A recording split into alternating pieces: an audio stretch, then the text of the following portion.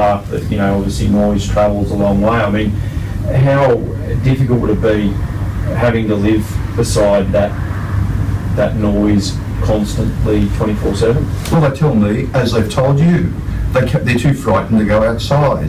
They are scared to walk out their front door.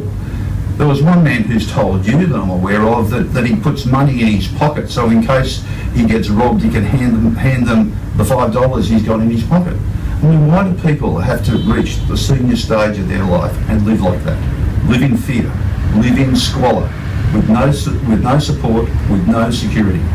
You can't just blame the police. The Department of Housing has to provide proper security staff on site to monitor the behaviour of people that are living in those dense public housing estates.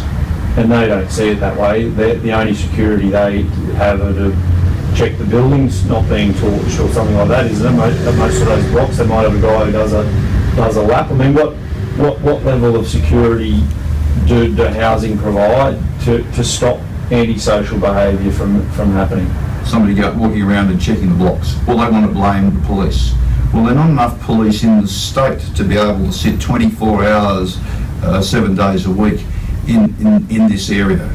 Public housing, especially with this density, especially if you're going to intermix the sort of problems that people have in this area, requires support, security, health workers, drug and alcohol workers, social security staff, social workers.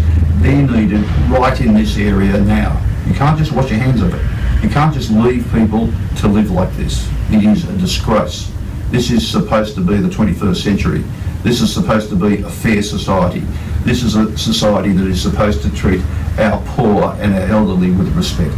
Well, you can tell from this video that's not happening. Mate, beautiful. That's all we need. Spoke very well.